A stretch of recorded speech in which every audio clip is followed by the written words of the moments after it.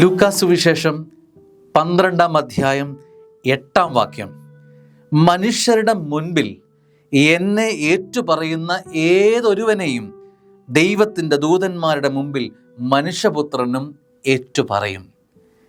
മനുഷ്യരുടെ മുമ്പിൽ എന്നെ തള്ളിപ്പറയുന്നവൻ ദൈവത്തിൻ്റെ ദൂതന്മാരുടെ മുമ്പിലും തള്ളിപ്പറയപ്പെടും. ഡെഫിനറ്റായ ഒരു സ്റ്റേറ്റ്മെൻറ്റാണ് കർത്താവ് പ്രഭാതത്തിൽ പറയുന്നത്.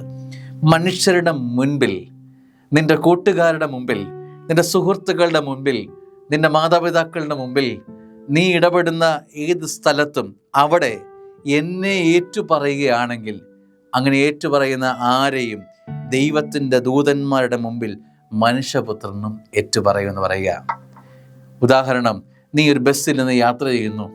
നീ ബസ്സിൽ യാത്ര ചെയ്യുന്നിടത്ത് നീ ഈശോയെക്കുറിച്ച് പറഞ്ഞാൽ, കർത്താവ് പറയുകയാണ്, ദൈവത്തിൻ്റെ ദൂതന്മാരുടെ മുമ്പിലും നീ നിൻ്റെ പേര് ഏറ്റുപറയപ്പെടും. നീ അവനെ തള്ളിപ്പറഞ്ഞാൽ ദൈവത്തിൻ്റെ ദൂതന്മാരുടെ മുമ്പിൽ നീയും തള്ളിപ്പറയപ്പെടും. എന്തൊരു വലിയ ബലമാണിത്.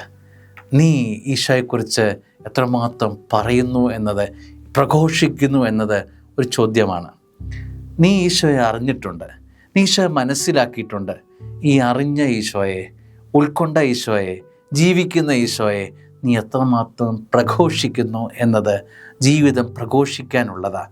ഈ പ്രഘോഷിക്കുന്നു എന്നത് ഒരു ജീവിതത്തിൻ്റെ അവസ്ഥയായി നമ്മൾ കാണണം. ഈ പരിശുദ്ധ നോമ്പിൻ്റെ പ്രത്യേകമായ ചൈതന്യം സ്വീകരിച്ച് ഈശോയെ ജീവിതത്തിൽ സ്വീകരിച്ചിട്ടുള്ള നാം ഈശോയെക്കുറിച്ച് പറയാൻ, പ്രഘോഷിക്കാൻ നമുക്ക് ശ്രദ്ധിക്കാം. ദൈവം അനുഗ്രഹിക്കട്ടെ. ആമേൻ.